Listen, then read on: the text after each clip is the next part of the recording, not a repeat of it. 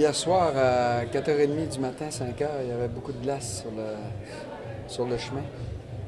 C'est pour ça qu'on est rentré très tard, cette nuit.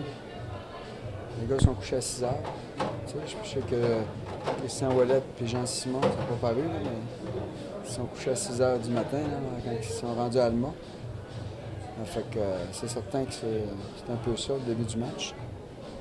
Encore une fois, le gardien Gélina qui a été sensationnel de l'autre côté. Il était bon, hein? Il était bon. Il a fait les bons arrêts au départ, puis ça a aidé. Eux autres jouaient avec l'énergie du désespoir. Puis hier, on ne veut pas, on a joué un très gros match à Sorel. Avantage numérique. On a gagné en overtime aussi. Alors, c'est ce qui explique un petit peu notre départ. Mais par contre, en deuxième période, on a ouvert les valves. Là. On les a hard-shotés comme il faut. On a passé quasiment 10 minutes dans leur zone. Ça fait, tout de suite là, on a repris le courant. Accepter que son gardien l'a fait. Là. Parce que nous t'étais de lui, ça aurait été différent. Puis de notre côté, notre gardien de but, au moment crucial, dans des moments cruciaux, il nous a gardés dans le match. Il était très. Raphaël Girard a gardé des buts d'une façon très concentrée parce qu'on est parti 0-2. Il n'a jamais lâché le focus. C'est ce qui nous a permis, parce qu'un troisième but à 0-3, ça aurait été très difficile. Il ne l'a pas donné. Encore une fois, tu n'as pas eu peur d'utiliser tous tes joueurs. Le trio ce soir, Poirier avec Poulain, a vraiment bien fonctionné. Oui, ils ont bien fait. C'est Louis qui s'est blessé. Alors, à partir de là, il y avait Danick. Au lieu d'alterner, je me suis fait une ligne en troisième période là, pour finir le match. Puis ça a été Simon Tremblay qui a très bien fait dès qu'il a retrouvé ses jambes, parce qu'il a commencé un petit peu sur le banc. Hein. Alors, quand il a retrouvé ses jambes, puis Poulain avec Poirier, Yann qui joue du bon hockey jusqu'à maintenant, il est toujours constant. Hein. On a un réserviste de qualité, là. On a un joueur de soutien de qualité. Je dirais pas de réserviste, mais un joueur de soutien de qualité.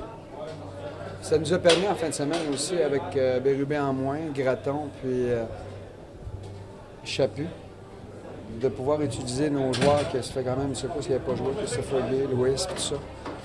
Simon Tremblay, ça fait du bien. Ça leur a fait du bien aussi. Puis c'est juste bien, avant de rentrer dans le play-off, d'avoir donné une fin de semaine à ces gars-là.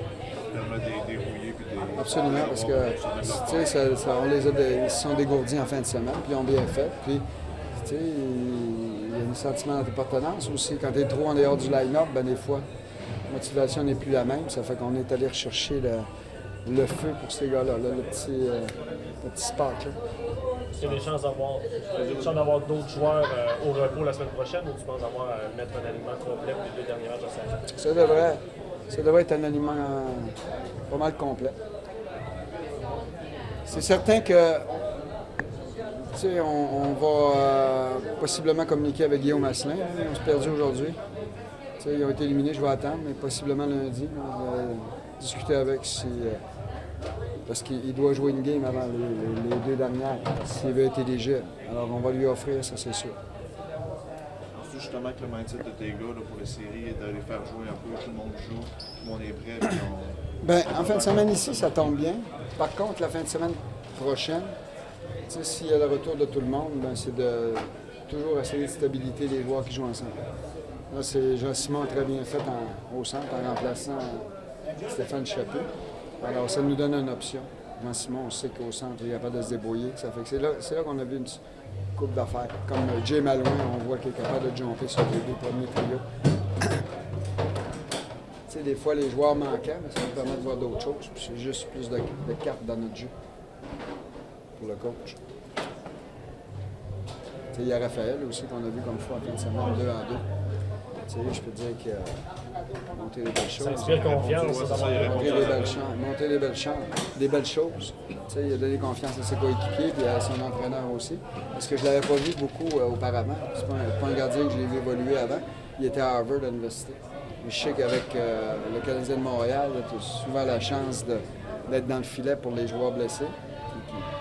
Alors ça l'aide beaucoup. On voyait, il est confiant. Ce que tu as vu de lui en fin de semaine, c'est encourageant avec les gars aussi, j'imagine.